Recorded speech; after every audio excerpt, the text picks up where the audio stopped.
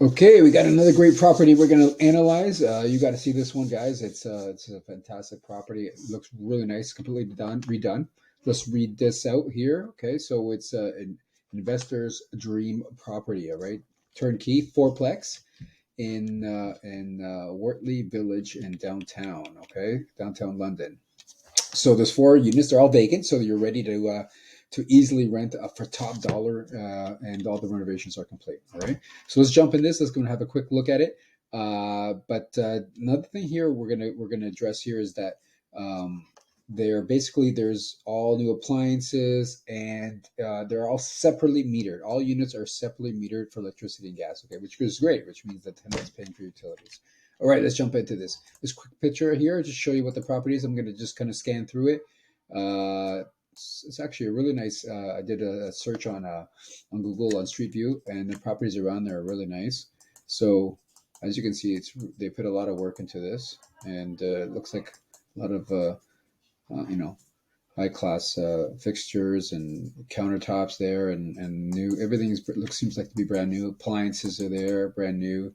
Kitchens are all redone. So this is they obviously put some money into this. So and you may be asking, well, what is this price selling for? And I will reveal that shortly. So we're just going to kind of go through this quickly. These are just different units. This is like a loft type of a unit, two rooms, and I will show you in the floor plans a little later. Actually, I'm going to go right into jump into the floor plans. So this is the back. This is, I guess, would be parking and needs a little bit of cleanup. But this is something that you can that we can talk about a little later. Okay, so this is the first unit. Basically, it's one bedroom. So there's basically four units: one bedroom unit, one bath, and the other three are two bedroom, one baths. Okay, so it's really unusual design here. So this is the second unit, two beds, standard kind of type of unit. But this is where it kind of changes. So if you look here on the left hand side, it says floor one. You're going to see here on the left. I don't know if you can see with my cursor with my little hand there. So it's going to be these two units here. Sorry. Here on the right is all of this is connected. So these two bedrooms, the eating kitchen and the living area, all on one side. That's one unit. And if you look here on the left, you're going to see the eating kitchen and the entry is right there. And then you're going to have the laundry and walk-in closet. And then you're going to walk up the stairs, and you're going to come to this particular area here, which is this den and your two bedrooms. Okay, so it's really cool, pretty interesting layout sequence for this property. But let's just jump into this and we'll analyze this and see if this makes sense. Okay, so I actually took the liberty. I put in the address already here. I usually do. What I do is I'm gonna pick. I took a screenshot of the image of the building, just so we keep track of all the properties. And usually I find it easier if I have an image of the property, so that way we can kind of we're comparing one from the other. It just helps with identifying which property I have analyzed and which property is going to cash flow. So that way it's something that you can remember with. Okay, let me just quickly just add this image. There we are. Okay, so this is the image. It's in London, Ontario, which is a beautiful place. It's up and coming. And what I'm doing is I'm just going to come over here. There we go. It's a little slow. Neighborhood. So if you go to realtor.ca, anytime you click on a property, usually there's statistics about the property, about the neighborhood. In this case, I'm not sure if it's my computer running slow or let's see here. Well, it's probably because my kids just came home and they're on the internet. So okay, let's just go back here. We'll go back to that a little later. This should be simple enough to get this thing going. So market cap in London, I believe it's around a 5 cap. Okay, 5 or even I think it's around 5 or a 4 cap. But let's leave it at 5. I think it's kind of safe to say. How many units? It's a four. It's a fourplex, right? It's Ontario, and we're gonna go with none as if you're an investor, right? You obviously had a number of purchases before, and you're probably not a first-time home buyer. Let's put in the price: 155,500. Right. Down payment, we're gonna push 20% off to start off because it's 4 units, and we can get away with 20%. And interest rate, we're going to put it in around 5. Okay. There you go. We're going to 30-year AM. Okay, so we're going to go right down to the rent. So what did we say? It was one bedroom, and 3 2 bedrooms. Okay, so let's go right into. We're going to go into average rent, which I've actually already checked it out just to get an idea as to what it is going for. And so right here we have in London. I already kind of searched it up. Summary of London. 2 bedrooms is 2134. So we put 3 bedrooms over here in the income section. We're just going to click on here, and you're going to add 2134, which is the amount per unit. Automatically calculates it for you. So now we're going to come back here. We're going to go in 1 bedroom, and we're going to go 1687. There you go. So it's actually, we're pulling about 8,000 a month in gross income. Okay, so that's not bad, 97 a year. So obviously it's in cash flow right now because we haven't added any expenses. All right. So again, this the analyzer automatically calculates taxes and insurance for you. All right, based off of the price of the home. So it's 1% on purchase of price amount for taxes and 0.007 times the purchase amount for insurance. Again, it could be a little bit less for the insurance, but taxes are going to be pretty close to it. Okay. So again, it puts the numbers in here. It doesn't add it to the system. You have to add it manually. Okay. Just in case you want to adjust it, or maybe, this is a rule of thumb, right? So maybe, the taxes might, once you get the information, the P&L, the rent rolls, things like that from the listing agent. And in this case, the listing agent is Sean Sufan. All right. So again, you can look up this information. It's all for everybody to see on realtor.ca. You just can go talk to this gentleman here, and Sean and Dean Sufan, and you can actually ask requests for the P&L and the rent rolls, and you'll be able to get all this information, and you'll be able to see what the taxes were last year. Okay. But we're going to use a rule of thumb. So we're going to go 1296. We're going to put that in automatically. And then we're going to put 907. We're just going to type it in. And you're going to see, obviously, we're in a negative. Okay. But almost forgot. If we looked over here, we did not put vacancy in this. Okay. So we're usually, with standard properties, we're going to do, it's only 4 units. We're going to put a 10%. Okay. So once you put the 10%, you can obviously see it jumped the negative cash flow to negative 23,000. Right, but we're gonna as we always do, we're gonna go through step by step. Again, these are just taxes and insurance. The heat, gas, and electric, just like in the description, it showed that it was going to be separately metered, which means you're going to be paying for the tenants are going to be paying for the heat and electric. Okay, the water you're going to be absorbing that cost. So but you're obviously should be compensated from the rent. So let's see what we're going to do here. We're going to put it in as I'm going to say $100 a unit. Water is not going to be that. I don't think it's going to be that much. I'm going to say it's about. I'm going to put in a $300. Okay. That might even be too much, but let's put in that as for the water per month. Okay, so now we're negative 27,000 on the cash flow. We did account for a maintenance of 5%. I always do that because it just actually it automatically does this. So what we do is when we go over to the cash flow maximizer, excuse me, we're gonna be able to determine if we're gonna need that or not. All right, so let's jump over there. So first things first, we're gonna stop from top to bottom. Again, it's raise rents, increase income or reduce expenses. That's the only way to essentially build the cash flow in this property. Okay, and let's start with raise the rents. Okay, so we're gonna raise the rents 2.5%. And it reduced it a little bit, 27 to 25. Okay, so laundry, yeah, there's 4 units. They're individually. There's machines in every unit, so we can't charge for that essentially, right? I mean, you could potentially, but add another fee because of the machine. The appliances are in the units.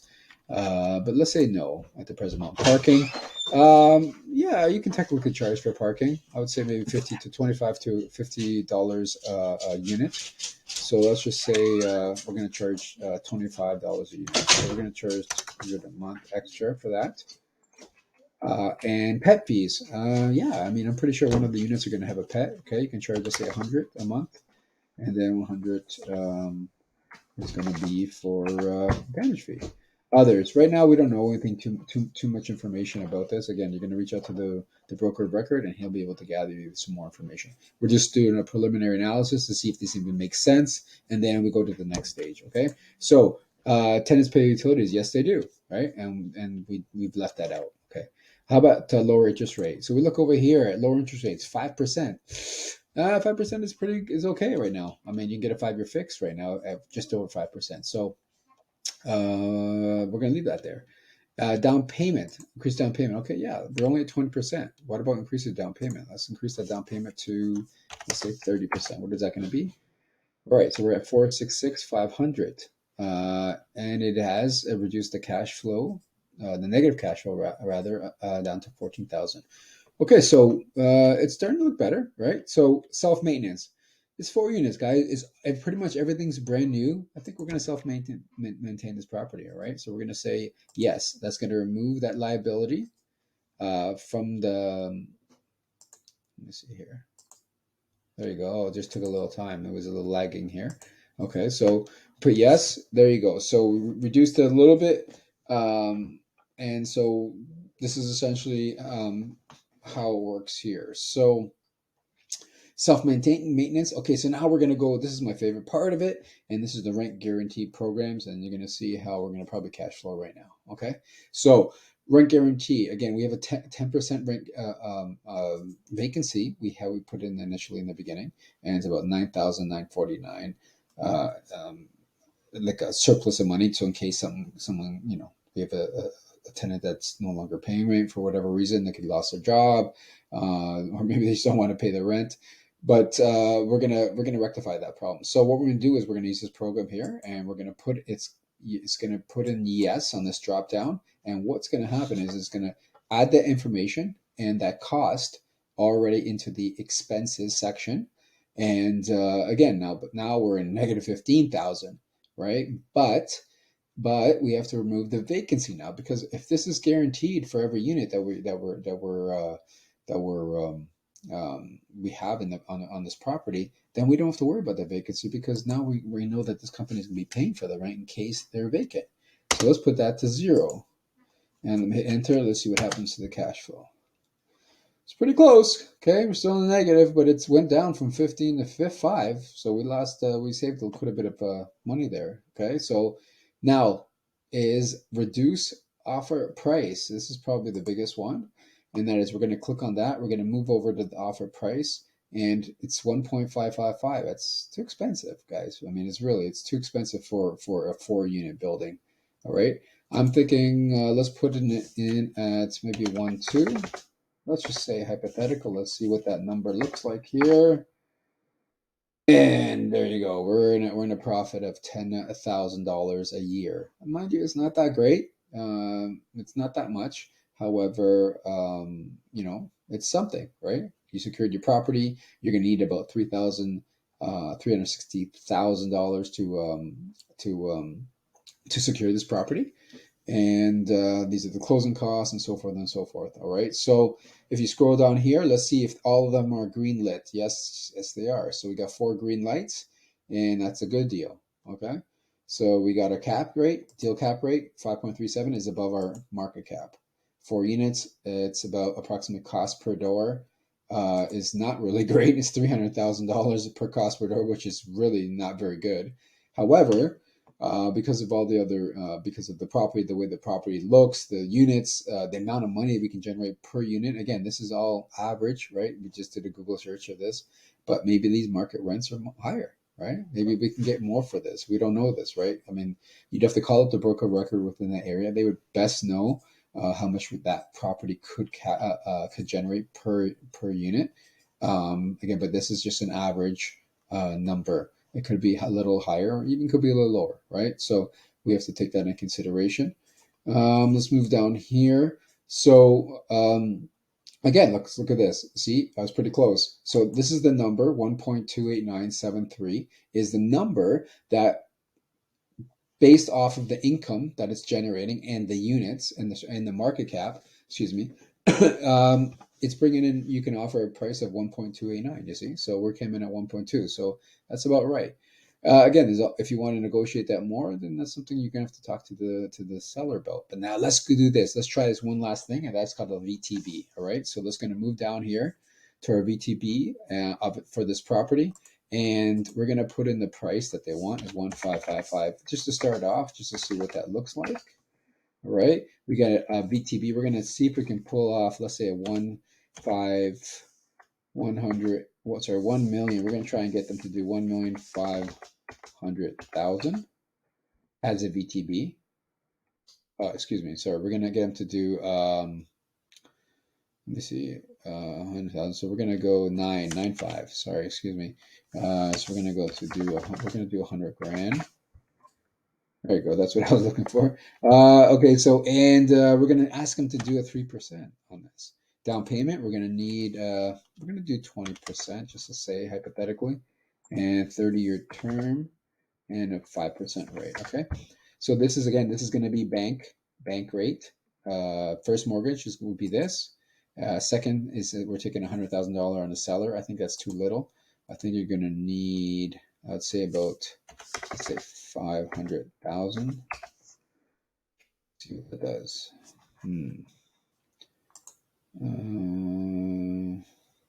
I don't know if to do more than that on the 1.5. I really don't think so.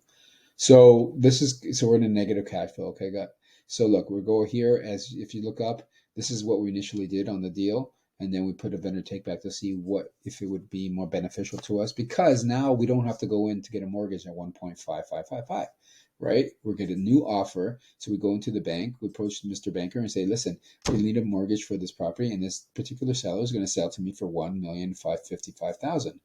So, and you need 20% down, so you only need 211,000 to secure this property, as opposed to, I think it was 400,000, 360. Okay, so it's obviously less money out of your pocket to secure this property, right? And but you're in a negative cash flow, right? So maybe this is not the move to make here. Or now what we're gonna do is, let's say we reduce this price, the sell price, to 1.2, like we did up at the top there, 1.2. There we go. Okay, so it's not great, but it's not terrible. All right. So we took a $500,000 vendor VTB on this, and we reduced the price, the offer price of 1.2. Again, so this is a recap of everything everything that was analyzed on the top, and the vendor take back for property one. So that way you can see side by side. We see the numbers, and we can see if this is something that actually makes sense. All right. Obviously, the deal cap is a lot better because you're coming in and purchasing a property for 700,000, because they're taking a VTB of 500,000. I think it's pretty steep. I don't think they will do that. It's pretty big for a property of this size. But you never know. You never know what the exterminating circumstances is for the seller. They may be interested in maybe anything could happen. They could go through a divorce. They could be going through a, God forbid, a death, and maybe they need to sell. But you don't know what it is until you ask, right? So this is always something to consider when you're thinking about a property. Will you do something like this? And so now we look at this property and say, okay, is it worth it? It is. I mean, it's not a great deal of money on the cash flow, but again, now you're gonna have to put an offer on a property at 1.2 with a 30% down to make this work at this cash flow, right? And if you want to put more down, you're going to put more down, right? You're going to see it's just going to boost, right? Your cash flows from 10 to 18, all right?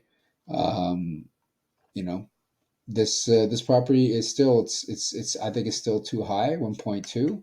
Maybe it's something we get down to 1 million. Let's see. I don't think you'd be able to get it at this price, but it's called experimenting. We're experimenting, and what will we be happy with? We'll be happy with $26,000 a year now. All right, that's not too bad. 26,000 a year, and we have a really really nice building actually. You can actually live in half of it if you want, right? I mean, if you're a landlord, and you can live in this really nice in that one. Let me see here. Let me pull up the floor plan. Let's pull up that floor plan again, all right? Because I want to show you It's actually a really nice unit and one of the big units there. You could live in that particular unit and then rent out the rest, and then now you're cash flowing, right? Big time. Oh, sorry, let me move it to the end. So let me see here.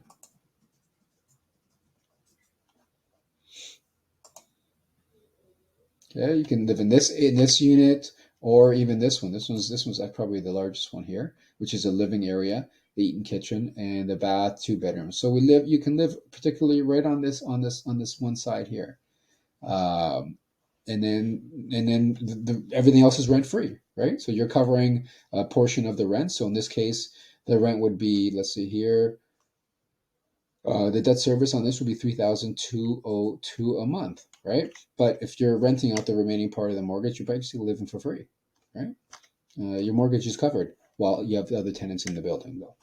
That's something that you have to understand going into this, but it doesn't mean it's forever, right? It just means that let's do it for a couple 5 years and then see what happens. So now we're going to scroll down to the very bottom just to quickly recap some of the other features that's in this analyzer, and that is the target rent analysis. This basically allows me to determine what the current rent is. If we raise it up $100 a month more, how much would it be? So we get that projection. This automatically is, again, we're only filling everything in the blue, okay? You can't fill anything, don't touch anything else. And this automatically gets populated. So this is the price that we had and the offer for is the units, and this is how much the gross income is, okay? So this will automatically tell you what the taxes is on this particular property, okay? And it automatically populates for you.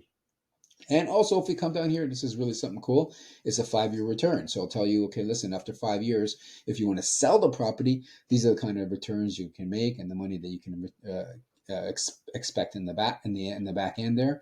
And or if you want to refi it and do the BRRRR method, where you're just going to take that money and you're going to actually flip that money they get off the refi into maybe another property, right? So again, everything in blue can be switched. So if it's a realtor cost, maybe you can find a realtor that's going to do for 5%, 4% rather than 5%, and so forth. And these are kind of standard closing costs, 1%, refi and loan costs, and you just adjust it accordingly.